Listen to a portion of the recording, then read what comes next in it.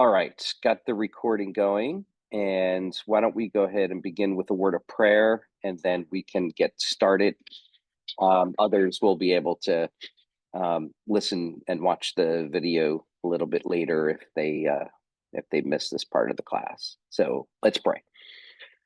Father, we thank you for this time together and for my brothers. We pray that you would bless them. We thank you for bringing them through this Tuesday and watching over and protecting them and their families. We pray that that would continue to be the case throughout the evening and into tomorrow.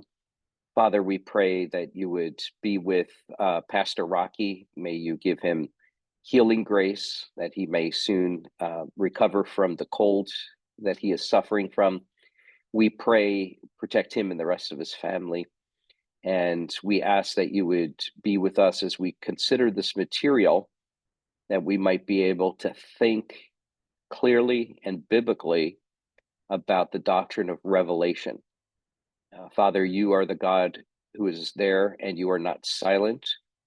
You have spoken, and you still speak, even now through your word.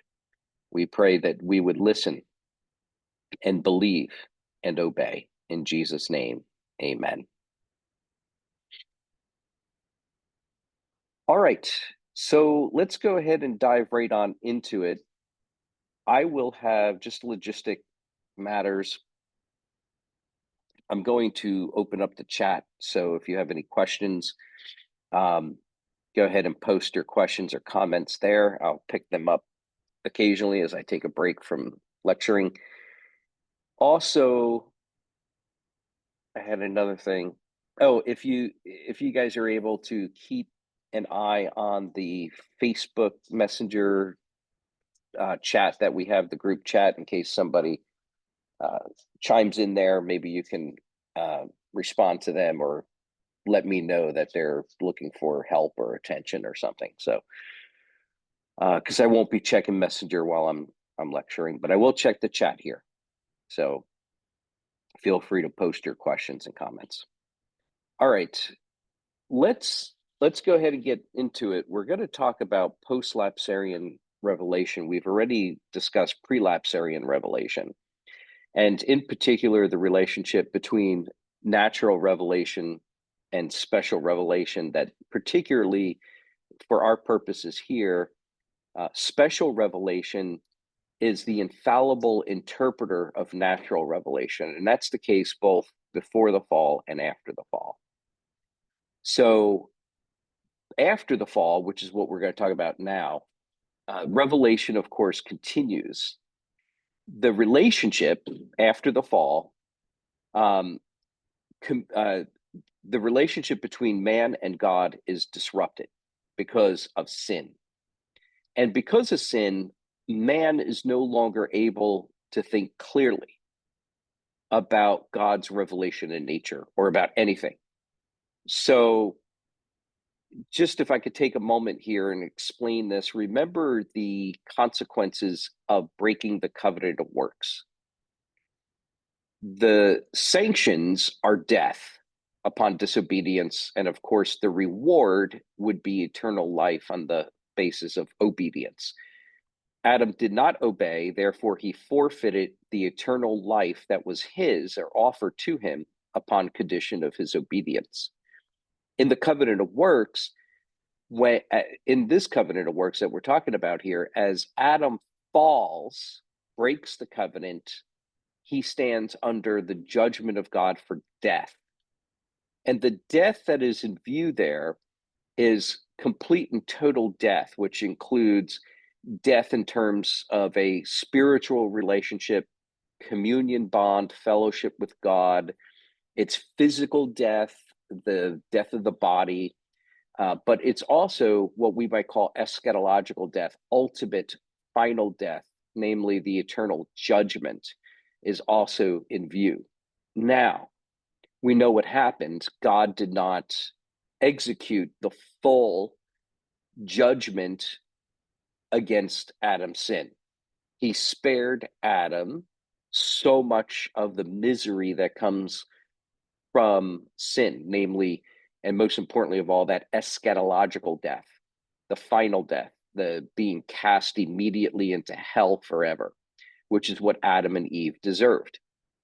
But God showed grace, and he withheld his hand of wrath for a time.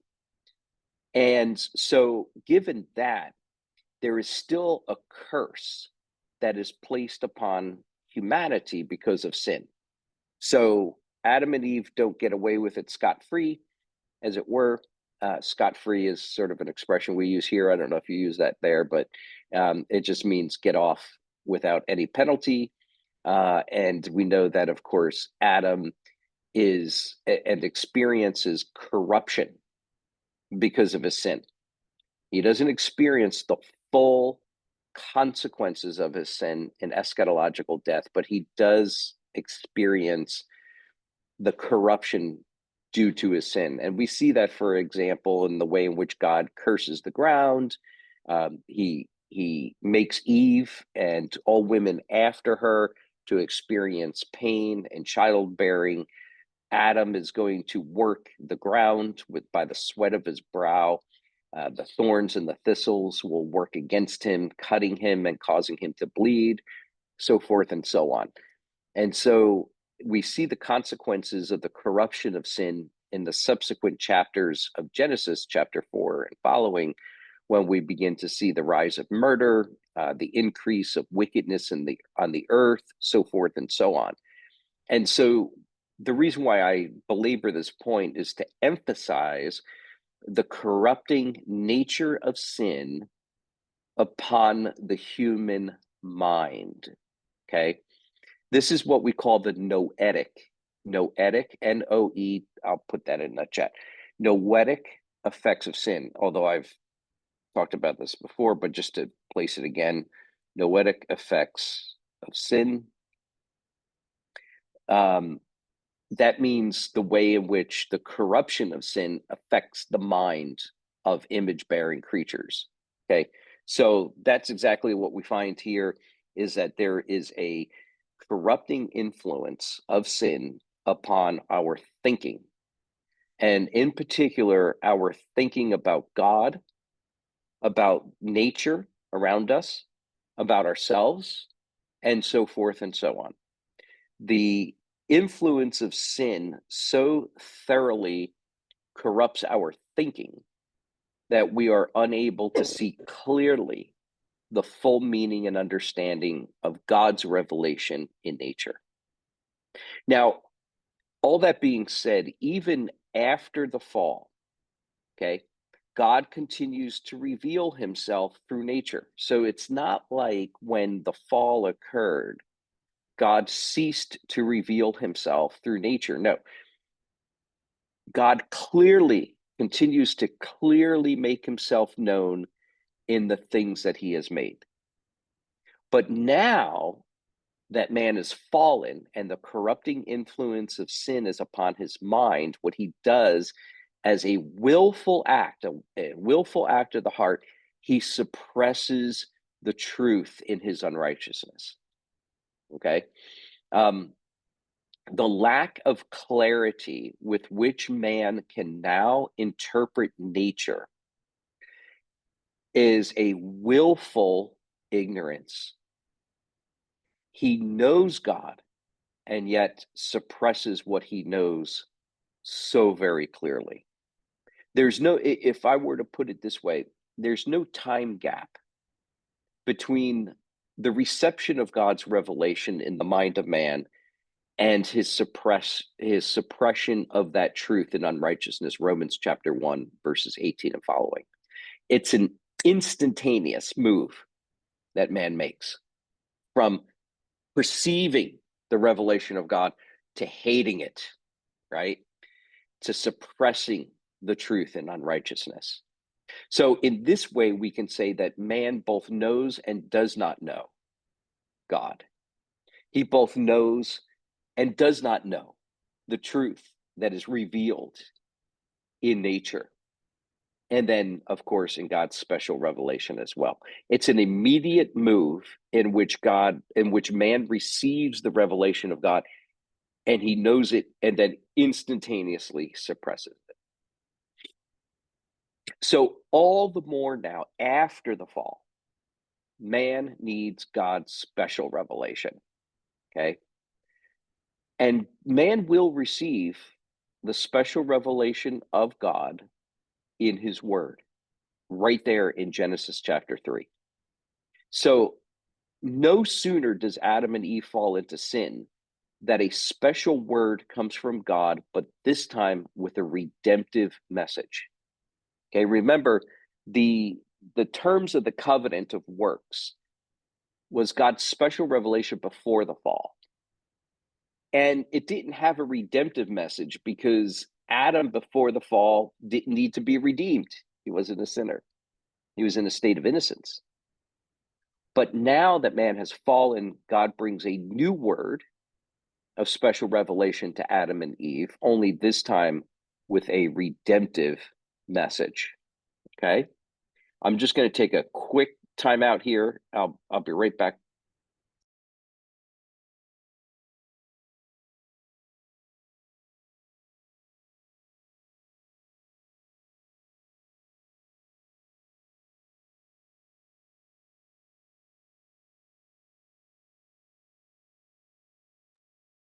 Okay, I'm back. Sorry about that. Okay, so that special word then now comes in Genesis chapter 3 after the fall with redemptive content. It is the word of a coming redeemer to save his people from the destruction of the serpent's slithering seed, Genesis 3:15. You got the seed of the serpent, you've got the seed of the woman, and the seed of the woman will crush the head of the seed of the serpent. That is not to say, however, that God's post-lapsarian special revelation will only discuss redemption and ignore nature and other areas of life. On the contrary, God's special revelation that comes to man, redemptively focused as it is, will also progressively more clearly manifest God's nature, his character, his acts, the meaning and significance of nature, of ourselves, of history, and so forth and so on. This is what I'm saying. Let me put it in its most encapsulated summary form. Special revelation after the fall has its focus on redemption and grace. But as it reveals redemption and grace, it also reveals God's knowledge or thoughts about nature and everything else. So while the focus is upon God's special revelation is focused upon redemption, precisely in so much as it focuses upon redemption, it also carries with it a message and revelation of God's thoughts about everything. So while it's focused on redemption, it is not on redemption exclusively. It also reveals to us more things concerning God, ourselves, and the world around us. Does that make sense? Are we all tracking okay? If you have any questions about this, feel free to just jot that down in the chat and I'll pick those questions up later. Okay, so the special revelation of God then that we're talking about here comes in three forms. Immediately oral, these are the three. Immediately oral, mediately oral, and written. Those are the three forms. I'll jot that down here in the chat. Okay? Those are the three forms in which special revelation occurs after the fall.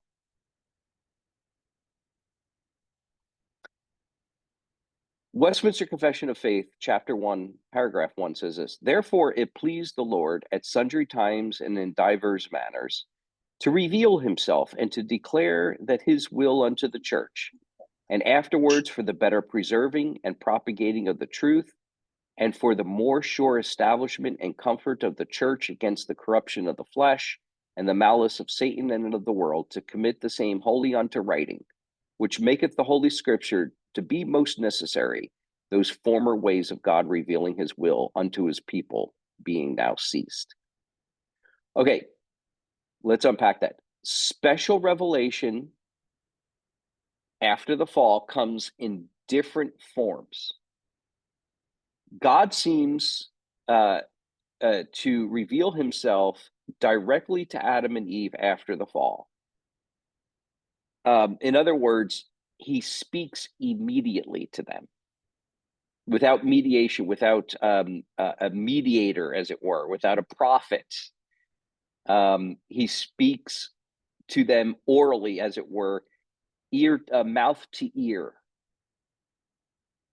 But God also, further, as we see in the Bible, reveals himself through visions and dreams.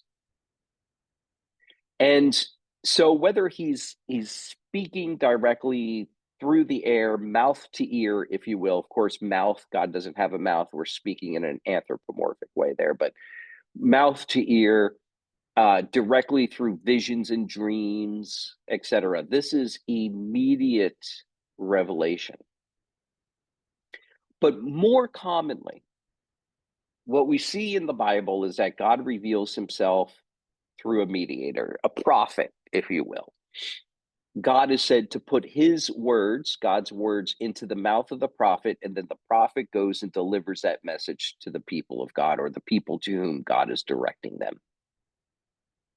So that's the first form, oral, mouth to ear, visions, dreams. Number two, mediated through prophets, through some sort of a mediator.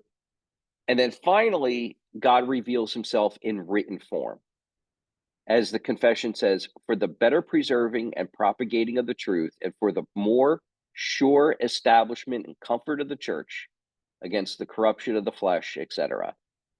We see this, first of all, when God writes his law directly upon the tablets of stone. Exodus chapter 31, verse 18, we see that as an example of perhaps the first record of written revelation, God revealing himself in written form. He also, excuse me, he also is said to inspire men by his Spirit to write his word down. 2 Peter chapter 1, verses 20 to 21, 2 Timothy chapter 3, verse 16. It is this final form of special revelation as written, mediated through the apostles and other authors of Scripture, which will be the subject matter of our next part. But first, before we get there, we need to discuss two other matters: the relationship between natural revelation, natural law, and natural theology, and then eschatological revelation. So let's talk about those things now. We are, if you're following along with the syllabus that I sent along, you'll notice that we are in letter F: natural revelation, natural law, and natural theology. And then we're going to talk about eschatological revelation before we get back to the doctrine of Scripture. Okay.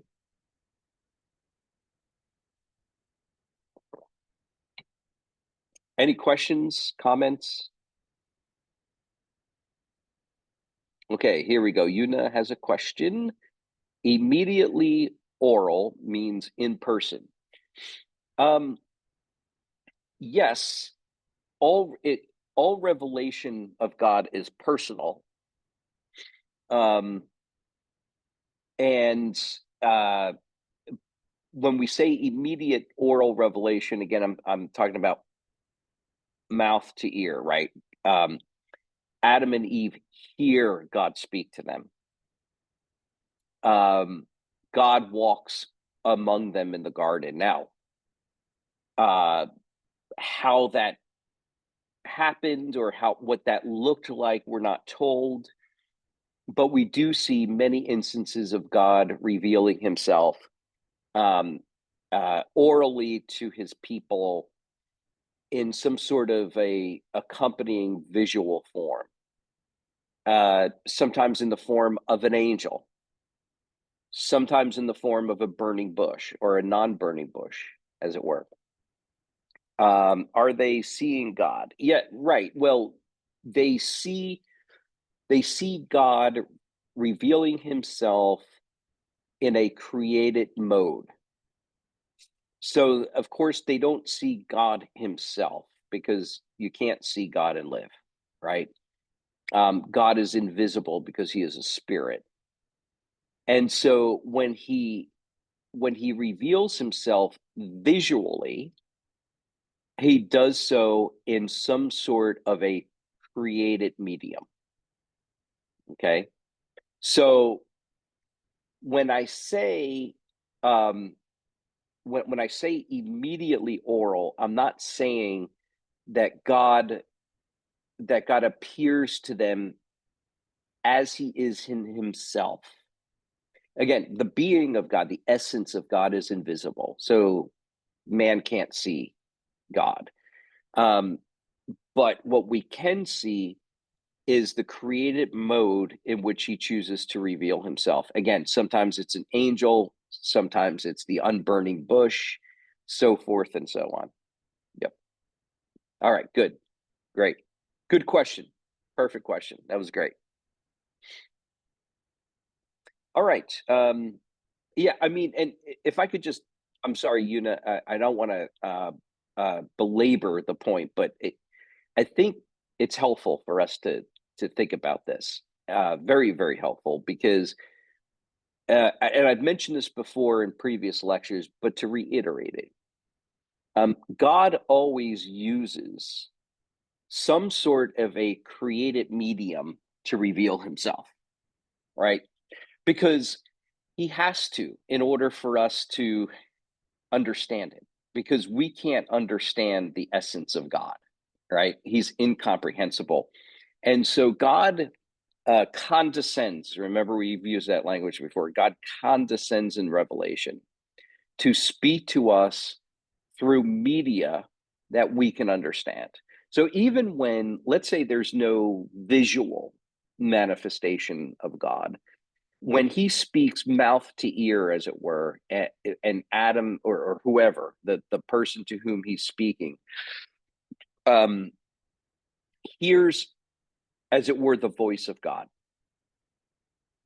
They're not literally hearing the voice of God. They're receiving, we would say today, more scientific modern people, we would say they're receiving some form of sound waves within their ears. And God is using that sound, which is created, in order to reveal himself to man. So God always uses created media or a created medium by which to reveal himself. God is never revealed directly in the sense that we have this immediate, direct experience of the very essence of God. That stands very much contrary to Thomas Aquinas's understanding of the beatific vision, by the way. But anyway, that's a whole other thing. Great question, Una. Keep them coming. All right, let's talk about what is. Last time I taught this class for the Philippines, I taught it for Heidelberg Seminary. And when we got into this issue of natural revelation, natural law, and natural theology, it spurred on quite a interesting and spirited series of questions and discussion in the class about the nature of natural theology and how to think about it.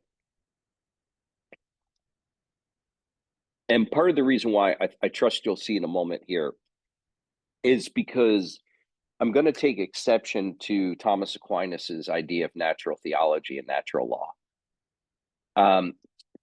Again, this is extra, but Thomas Aquinas's understanding of natural law and natural theology has been revitalized today particularly by Protestant and Reformed theologians. There are those Reformed theologians today who think that Thomas Aquinas's understanding of natural law and natural theology is in conformity with or conducive to Reformed understandings of law, of natural law and natural theology. And I'm here to say they are not compatible at all. They are opposed to each other. Thomas Aquinas's understanding on the one hand and the Reformed understanding on the other. And I hope to convince you of that as we proceed here. And if I don't persuade you of it, that's okay. But I am just, cards on the table, completely open and honest. I'm seeking to approach this issue from a distinctly Reformed, and some might say a Van Tillian perspective, taking my lead from Cornelius Van Til, as you have all probably already assumed I'm coming at this from. But not just Van Til, but also Herman Bavinck, Turretin, and the best of the Reformed tradition going back to Calvin.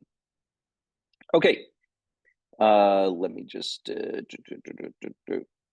okay, good. All right, so natural revelation, natural law, and natural theology. All right. Natural revelation, natural law, and natural theology are not all the same thing. There's a great deal of overlap between the three, but they're not the same thing. We've already touched on natural theology some in this class. It is natural theology is the revelation of God given to all people everywhere. And so in that sense, it's natural theology is very closely associated with general revelation. Okay. Natural revelation and natural theology are closely aligned. And that is because all things that are created are the created media by which God reveals himself. History itself, and I'm not talking about like a history written by a human being, but I'm talking about the course of time, the occurrence of events that take place in lockstep time, moment by moment. As time moves on, as time unfolds from time A to time B to time C, so forth and so on, this also is a revelation of God. So it's not just redemptive history, which is recorded for us in the Bible, God's special acts of salvation. It's not just that reveal God, but all of history reveals God. Even things that happen in faraway places that no man sees. You may be familiar with the philosophical question. If a tree falls in the woods and nobody is there to hear it, does it make a noise? Well, yes, it does, because God's there, right? God is everywhere. God foreordains whatsoever shall come to pass. All events in time are guided by and foreordained by God. All right? God ordains all things that come to pass. Therefore, history, the history of the cosmos, is the created manifestation of the plan of God. And the plan of God is not something outside of or distinct from God, but it just is identical to the being of God. Let me say that again. The plan of God is a part of the knowledge of God. And the knowledge of God is God's being. God's being is coterminous with his knowledge. Remember, God is simple. He doesn't have parts. Knowledge, God's knowledge, and therefore his plan is not a part of him. It just is him. Okay? It is coterminous with his being and his essence. So therefore, history, even the history of some faraway galaxy of which we have not experienced or seen, or know anything about is itself the revelation of the plan of God.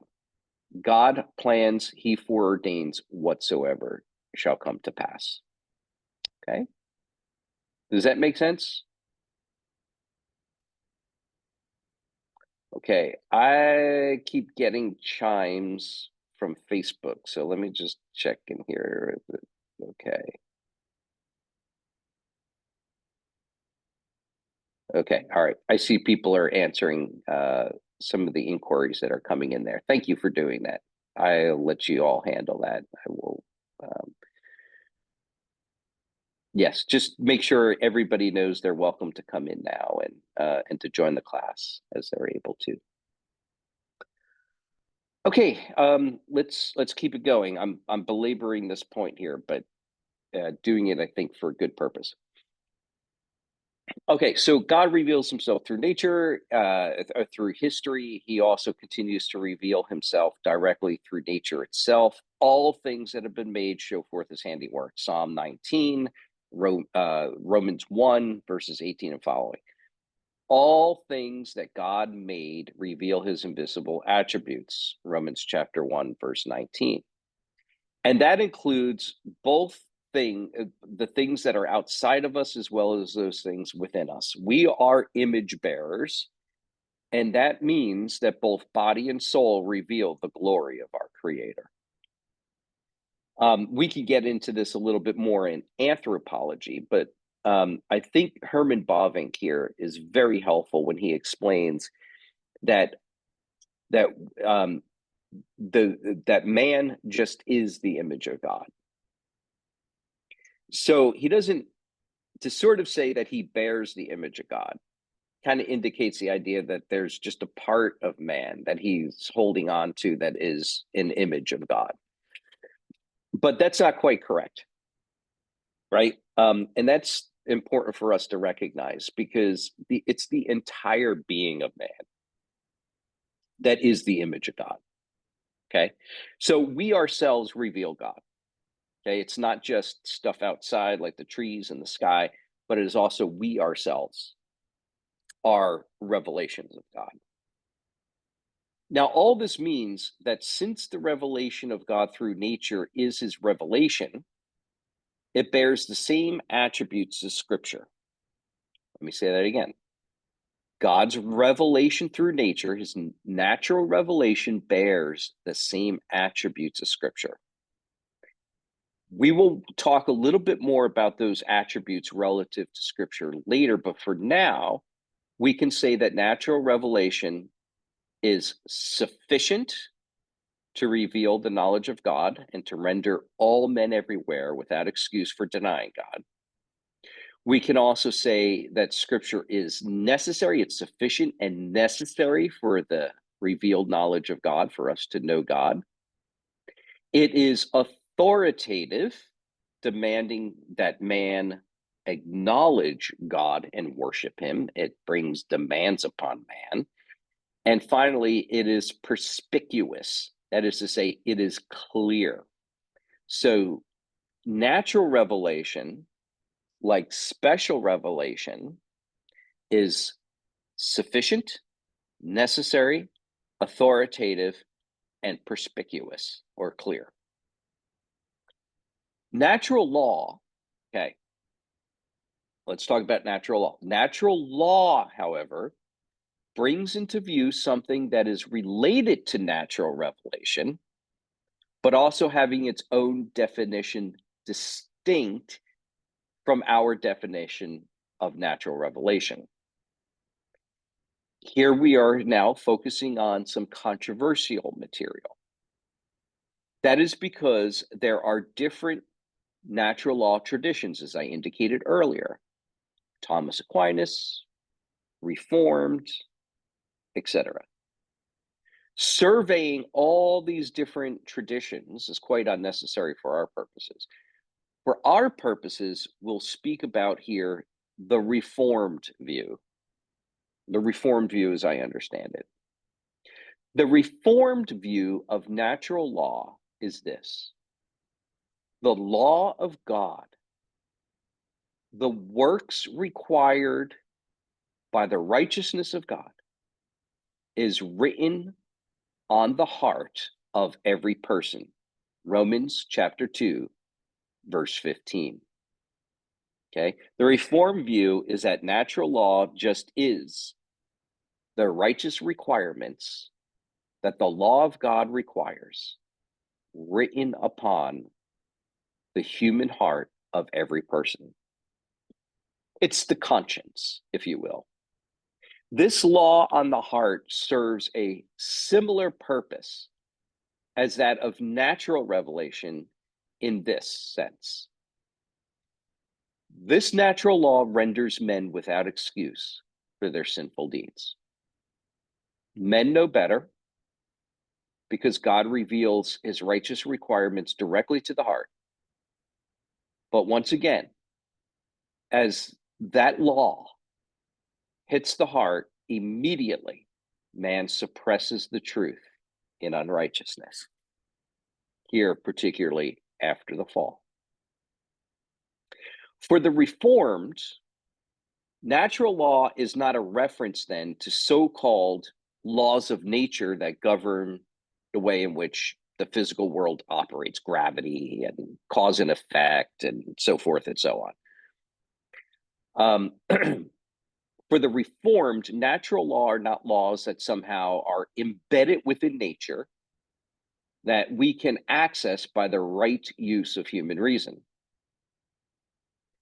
It is, furthermore, in no way for the Reformed the same thing as philosophical notions of ethics and morality, which are common to all men. It's not common sense, in other words. It is not the human consensus, then, of what is right or wrong within a given society.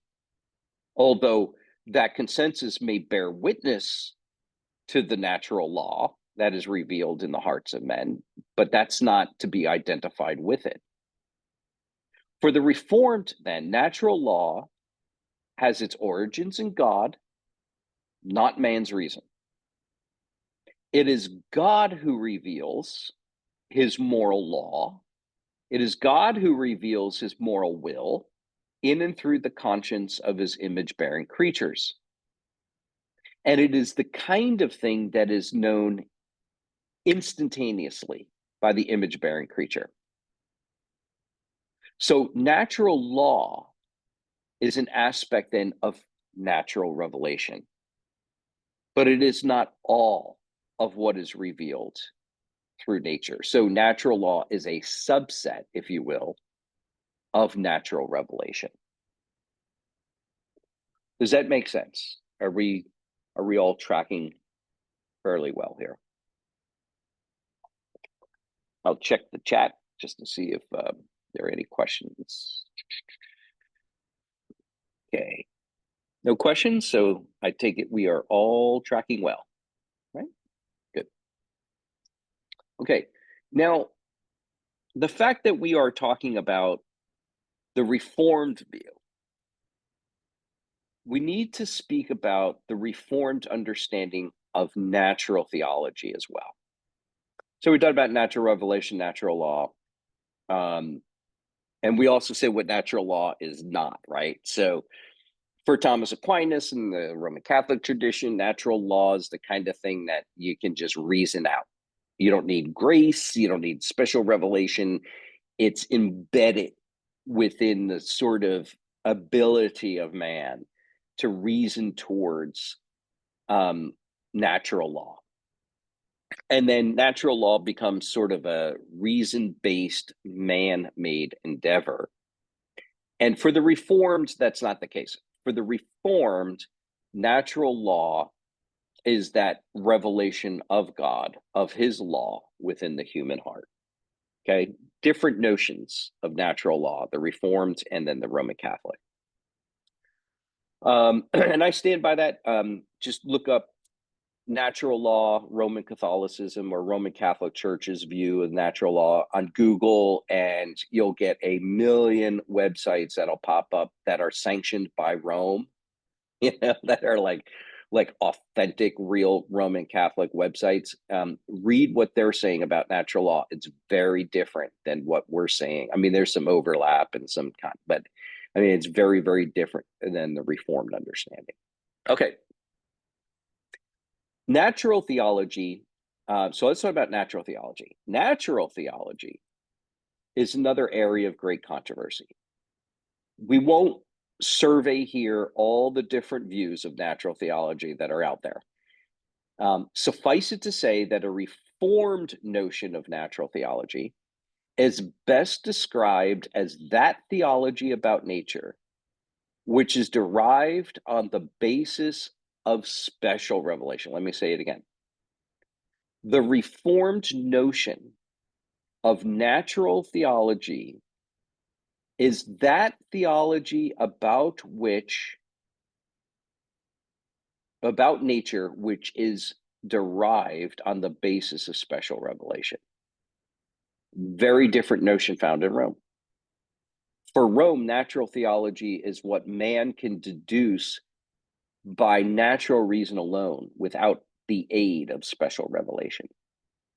What we're saying is you need special revelation to understand nature. That our natural theology is not developed devoid of special revelation. Thomas Aquinas, Roman Catholicism, not that.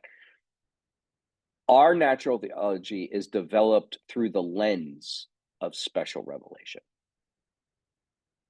A reformed notion of natural theology is no less founded upon the principles of sola scriptura than any other doctrine. Let me say that again because it's important. A reformed notion of natural theology is no less founded upon the principle of sola scriptura than any other doctrine. We don't do natural theology on the basis of nature alone. We dare not. That's Roman Catholicism. That's to forget the Protestant Reformation. Okay? We develop our theology of nature through the lens of Holy Scripture. Otherwise, we surrender sola scriptura at the point of Prolegomena. I am sad to say that there are many Reformed theologians, it seems, today, particularly here in the United States, who want to go back to a Thomistic understanding of natural theology, which is to approach natural theology on the basis of human reason alone, apart from special revelation. Okay, but in addition to all that,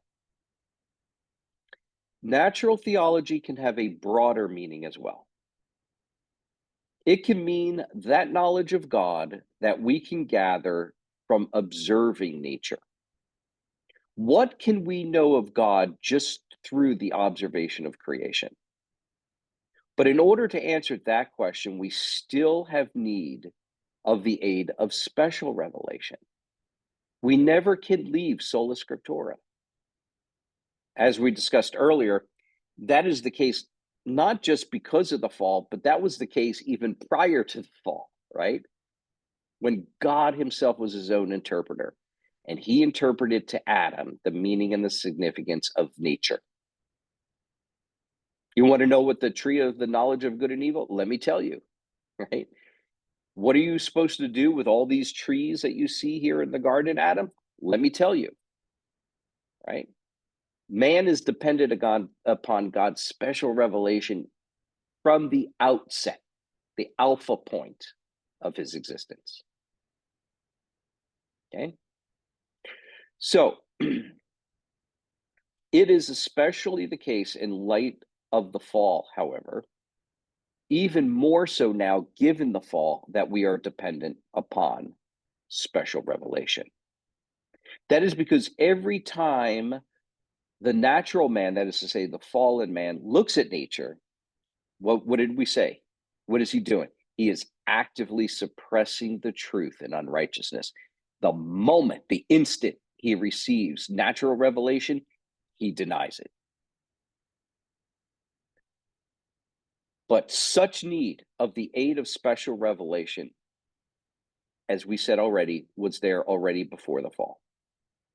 While Adam, before the fall, was not suppressing the truth of God in unrighteousness, he still needed God to tell him what the meaning of the nature that he was perceiving was. What is its significance? What is its meaning? Only God can tell Adam. Adam can't figure it out by way of his natural reason alone. Adam cannot read off the face of nature everything that God wants him to know about nature. God must speak. Thus, God made a covenant, as we said before, with Adam and interpreted for Adam the nature that he is perceiving, so that now Adam would read, if I could put it that way, read or perceive or look at nature now through the lens of special revelation. So for the Reformed, natural theology is not, I'm speaking negatively, natural theology for the Reformed is not a theology that one develops on the basis of natural reason, as reasons deduces by the observation of cause and effect relationships the existence of some sort of a higher being, a first cause, an uncaused cause, an unmoved mover, sort of a generic faceless deity. That's what Thomas Aquinas talks about, that the pagan philosophers can offer. But natural theology is not a true theology that is discovered by pagans without the aid of special revelation, right? So when a pagan comes to the conclusion, oh, there's some higher being, there's a force, there's an unmoved mover somewhere up there that started everything that we see down here, right? He comes to that conclusion on the basis of reason alone. But that's not true natural theology. That's false natural theology. Why? Because the God, or the higher being, the higher force that the pagan philosopher assumes is not the God of the Bible. It's a pagan idol. And you cannot have a true natural theology on the basis of a pagan idol. You just can't.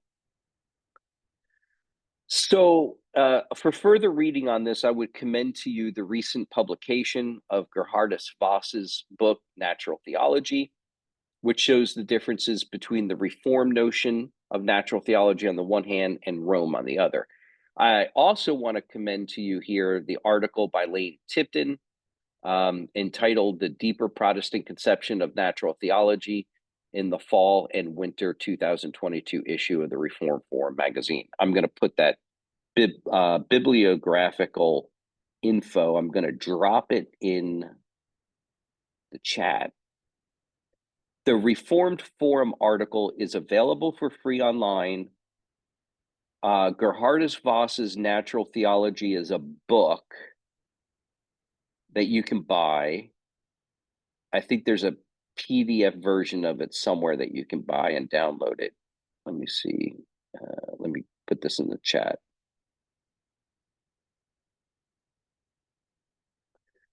Okay, there's the, and all this is in the notes that I sent you guys, the PDF of the syllabus of the class where all of the lecture notes are.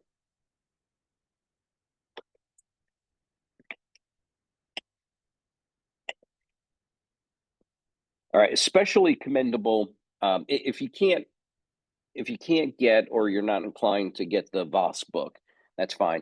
The Voss book,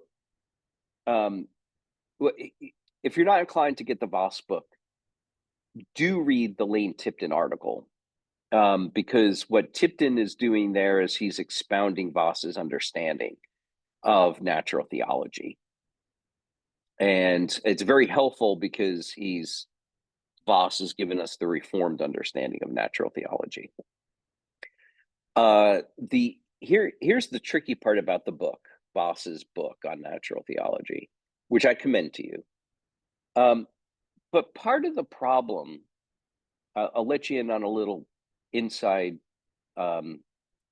stuff that's going on here in the United States. So, John Fesco is the editor of Voss's book on natural theology.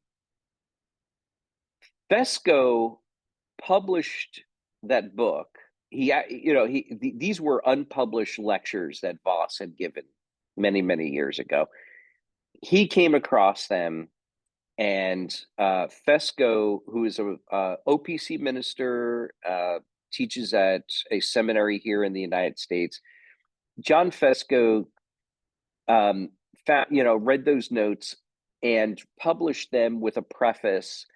And part of the reason why is because he thinks that Voss is advocating for a Thomistic understanding of natural theology, or a view of natural theology which is in keeping with, or conducive to, or aligned with Voss's Thomas Aquinas's understanding of natural theology. And I'm just, it's just not. It's not true. It's not even close to true. So I think what Tipton does is he corrects the record. He corrects the record and explains what Voss is doing in his work on natural theology. And if you read the article by Tipton, and then you read it next to Voss's book on natural theology, and you follow along, you can see what Voss is doing there.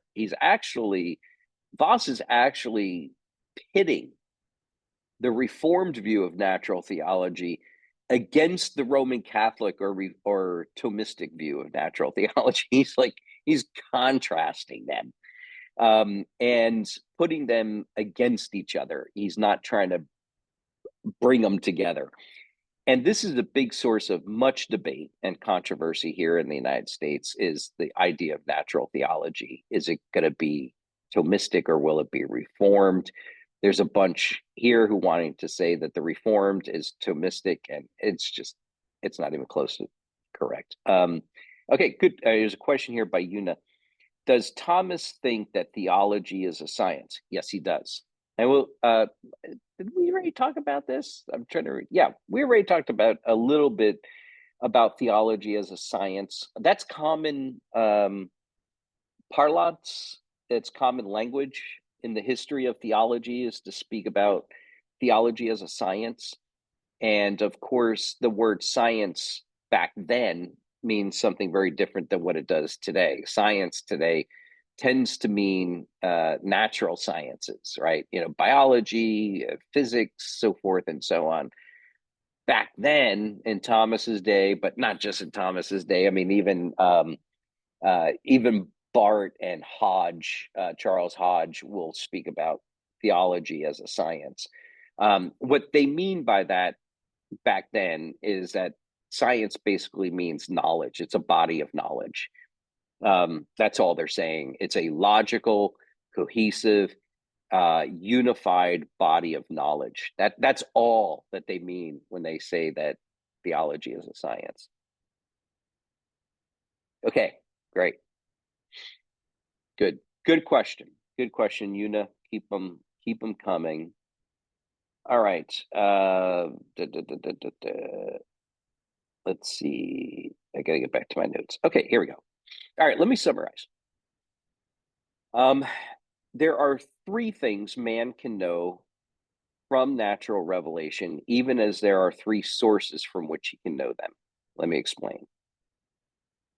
Man can know from nature. Man can know about God, nature, and himself. Three things from nature he can know. He can know about God, about nature itself, and about himself, man. And he can know about those three things from those three things.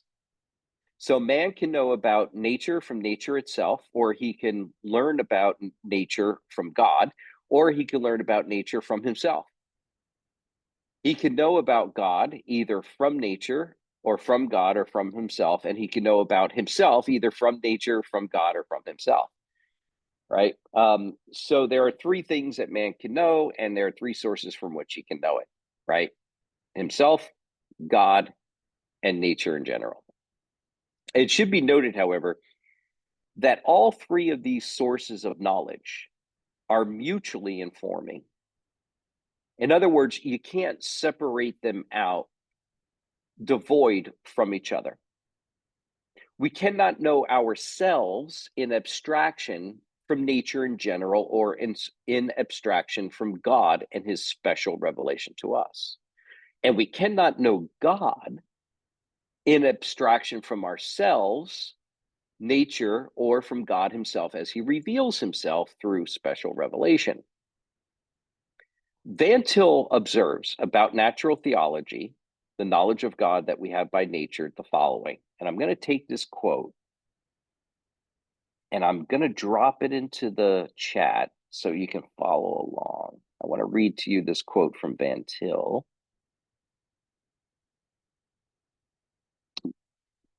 See here. Oops. Oh, I went over. There's a word limit for the chat. How about that? Okay. I'm going to have to do it in two parts. That's so dumb. Okay.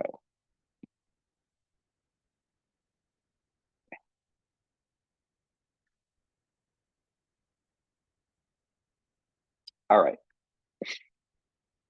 This is classic Van Til. It's a little convoluted, but once you understand what he's getting at, it makes perfect sense. Let's see, get back to my notes. All right, let me read it to you. Then man reasoned from nature to nature's God in paradise. He did not begin from nature as from something that was known to him independently of God, in order thus to reason to God of whom he did not know.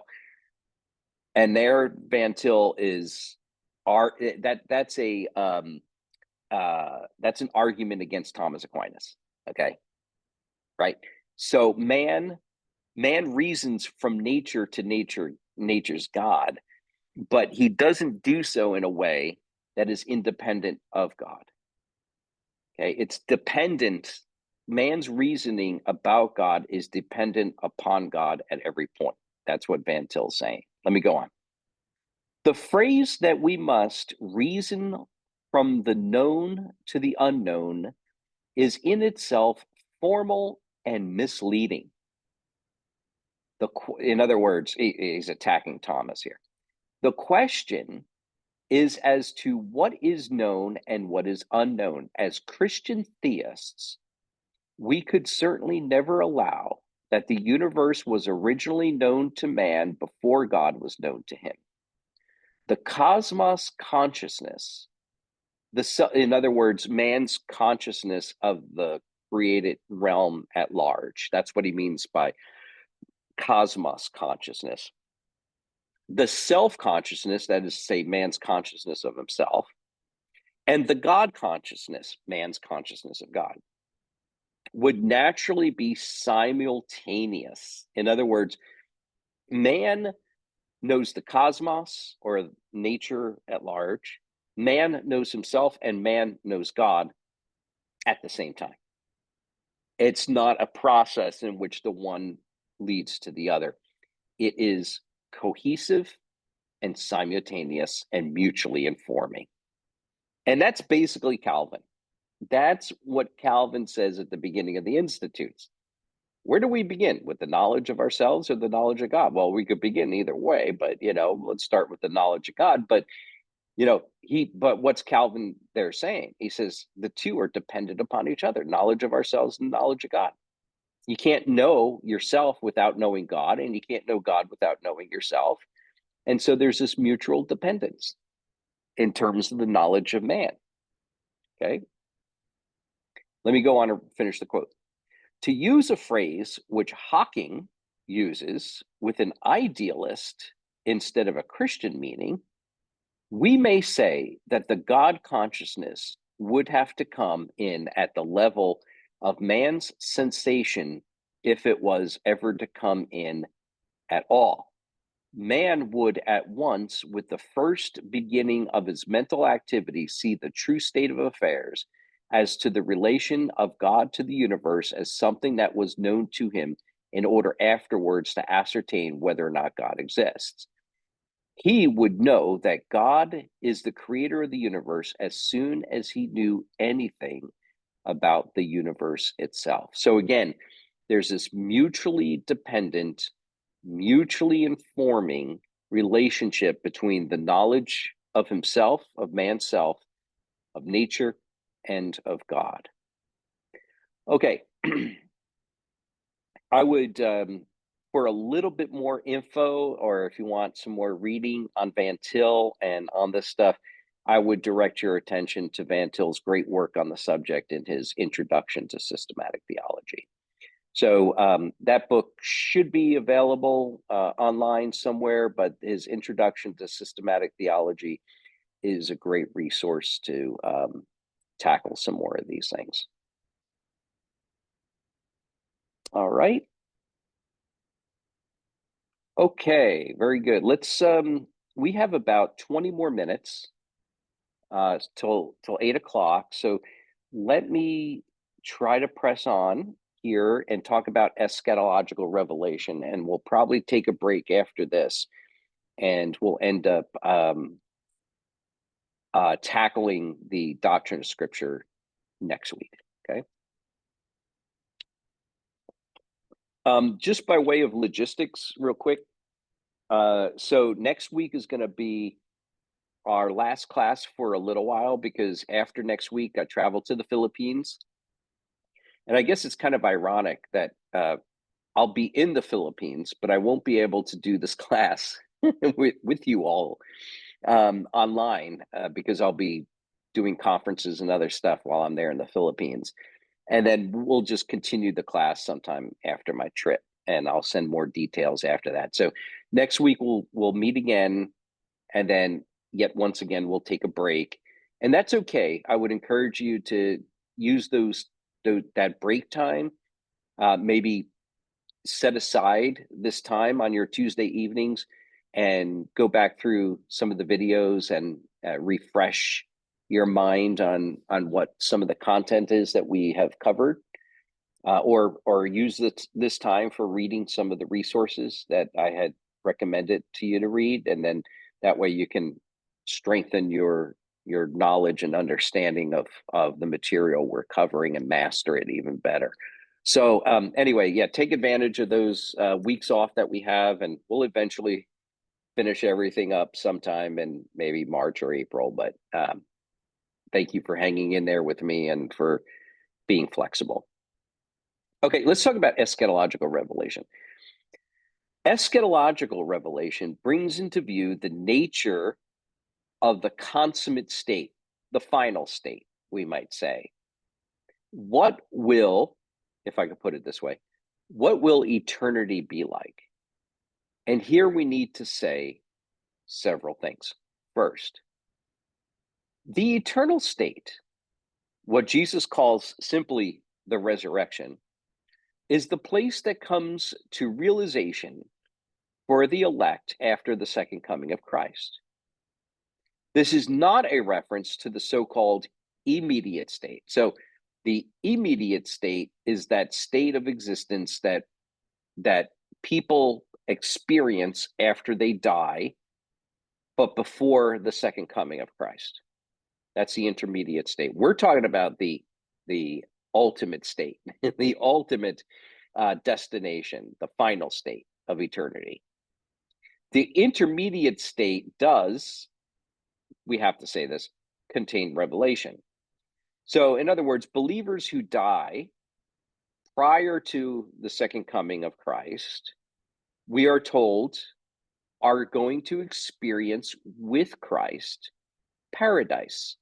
I'm thinking of the words that Jesus speaks to the repentant criminal on the cross. Today you will be with me in paradise. Furthermore, Paul tells us that to be absent from the body is to be present with the Lord. So there is an experience of people after they die. After believers die, they are in Mount Zion, the heavenly Jerusalem, which is the mountain of the Lord, Hebrews chapter 12. But that intermediate state is not yet the final state. Believers still await the resurrection of the body after they die at the second coming. And it's there at the second coming that our souls will be finally reunited to our bodies and our redemption will be complete. This place of communion with God is the original place that God intended to have fellowship with us from the very beginning. It is the place of the highest heavens. And this highest heavens, the place of God's fellowship dwelling with his people, is the heavenly place of God's glory, which is his place of rest. Genesis chapter 2, verses 1 through 3. It is the place that Adam should have taken himself and all of those that he represented upon condition of his perfect, perpetual, exact, and entire obedience to God's covenant. This is the place where Adam failed to bring us, however, and it is the place where Christ succeeds to bring us because of his perfect obedience to the covenant of works, because of his perfect, perpetual, exact, and entire obedience to the law of God. So this eternal state, both in its immediate and final form, ought not to be confused with the Garden of Eden. So the eternal state of believers is not to return back to the garden, but it is to advance beyond the garden to the heavenly temple of God. And there we will receive revelation from God. Second, this fellowship in the eternal state will consist of what is called the beatific vision. The beatific vision is the final form of revelation. Now, there are various conceptions of this vision in the history of theology. In the older medieval view, in other words, in the Thomistic view, the beatific vision was understood or is understood by Thomas Aquinas as a direct intellectual apprehension of the essence of God. That idea of having a direct experience of the essence of God gets rejected by the Reformed. The Reformed rightly saw that idea as a compromise of the creator-creature distinction. In their understanding of revelation, God never, that is to say, in the Reformed view of this, God never directly reveals his essence to man. Man is not able to apprehend that essence. And so the Reformed understanding of the beatific vision is that we receive the revelation of the glory of God in communion with him in the face of Jesus Christ. That in heaven, in the eternal state, we will not behold the essence of God bare and exposed, but we will experience God in the face of Jesus Christ. Therefore, it should be noted that as creatures, we never transcend revelation or outgrow it. Now, next week, we'll go ahead and get to the doctrine of Scripture. So we're finishing here a little bit early, but it's a good place to break. And again, Lord willing, next week we'll meet again and we'll cover the doctrine of Scripture. So with that, I'll let you all with your evenings, but let's pray. Father, thank you for all these things. Do bless us in Jesus' name. Amen. Good night, all. Yeah, good night. Thank you very much. Thank you. Thank you, everyone. Thank you. See you. Bye. Yeah, boss.